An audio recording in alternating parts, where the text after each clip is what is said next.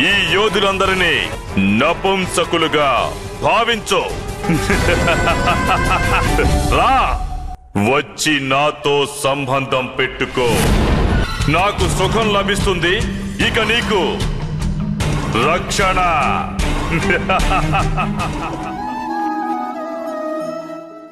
Hello guys, welcome back to our channel. ఈ video క్లిప్ని Mahabharatam serial నుండి తీసుకున్నాం. ఇందులో ద్రౌపది వస్త్రాపహరణం కంటిన్యూషన్ వీడియో చూసేద్దాం రండి. మీరందరూ మీ ధర్మాల గురించి సవ్యంగానే ఆలోచించారు, కానీ ఏ ఒక్కరూ కూడా పాంచాలి గౌరవం గురించి,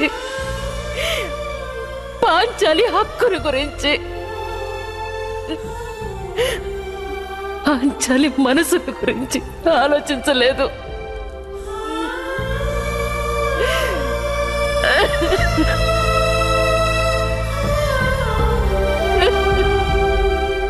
ఆలోచించలేదు ఎందుకంటే మీ భర్తలు పురుషులు కాదు గనుక.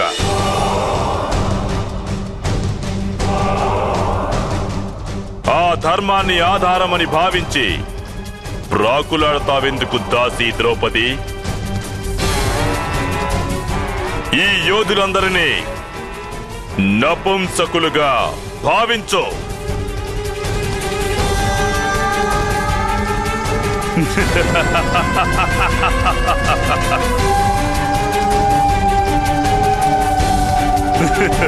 రా,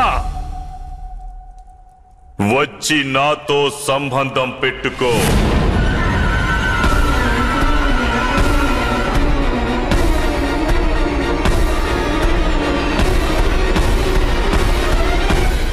నాకు సుఖం లభిస్తుంది, ఇక నీకు రక్షణ.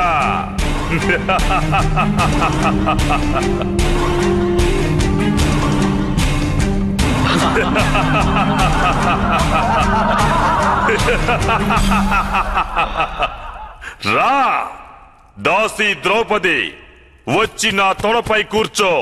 రా.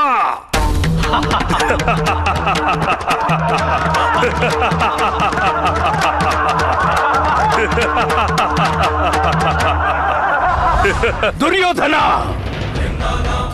నేను నీకు విధించే మృత్యువుకి మొత్తం ఈ పృథ్వీ కంపిస్తుంది. నీవు చూపిన తొడలనే విరిచి నేను నీ ప్రాణాలు తీస్తాను అని నేను ప్రమాణం చేస్తున్నాను. నేను ప్రమాణం చేస్తున్నాను. నేను ప్రమాణం చేస్తున్నాను. మీ అందరినీ మేము మట్టిలో కలిపి తీరతాం. అంతవరకు నేను తినే భోజనంలో మట్టి కలుపుకుని తింటాను.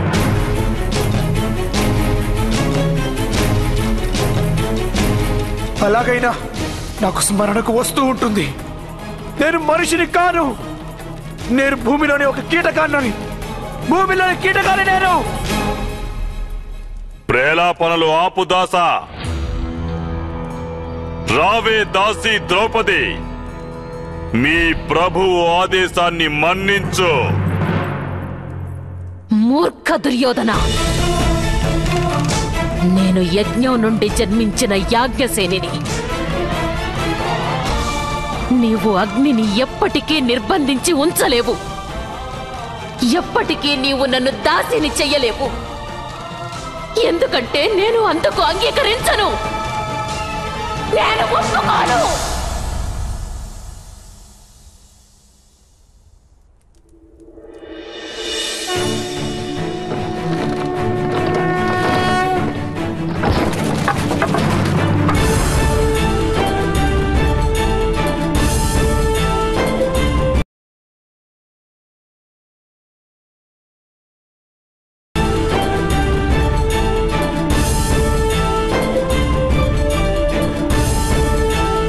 మహారాజా, మీ నిండు సభలో ఒక దాసి తన ప్రభువు ఇచ్చిన ఆదేశాన్ని ధిక్కరించి వెళ్ళిపోతోంది.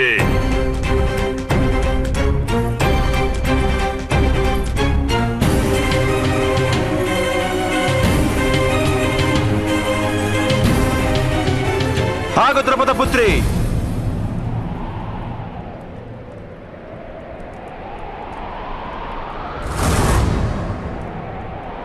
తక్షణం నీ ప్రభు ఆదేశాన్ని మన్నించు.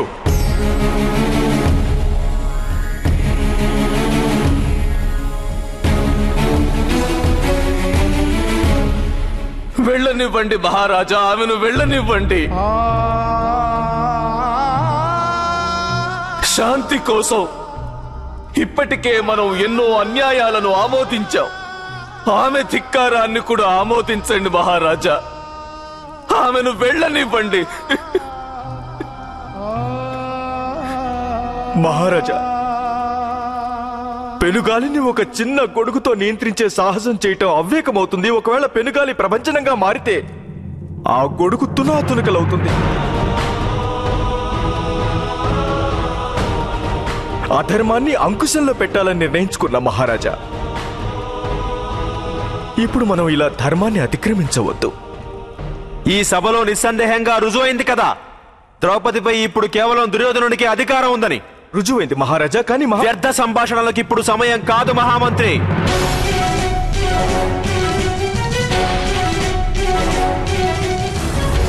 దాస్యంలో ఉన్న ఒక స్త్రీ తన ప్రభువుని ధిక్కరించడాన్ని నేను ఆమోదించానంటే ఈ నగరంలోని దాసీజనులందరూ తమ ప్రభువుని ధిక్కరించవచ్చు కదా.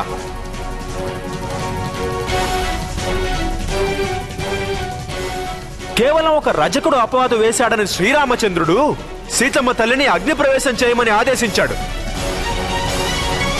ఎవరికి తెలుసు ఇక్కడ దాసీజనులందరూ ఎంతగా ధిక్కరిస్తారో. హస్తినాపురి వ్యవస్థ అంతా అస్తవ్యస్తమైపోతుంది మహామంత్రి. లేదు, ఈ దాసి ద్రౌపది తన ప్రభు దుర్యోధనుని ప్రతి ఒక్క ఆదేశాన్ని మన్నించవలసిందే.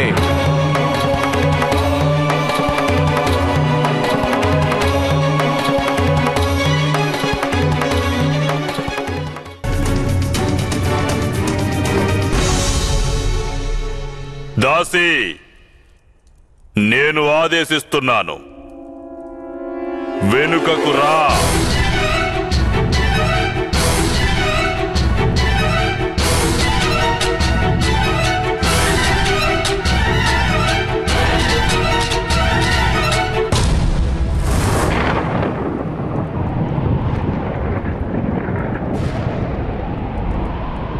స్వేచ్ఛ అనేది మనసుకు సంబంధించింది దుర్యోధన.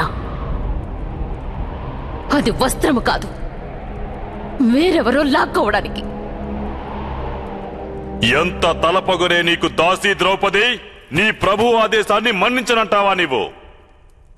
స్వేచ్ఛను తీసుకోవడం ఎలాగూ సాధ్యం కాదు, కానీ వస్త్రాలను ఒలిచివేయవచ్చు కదా.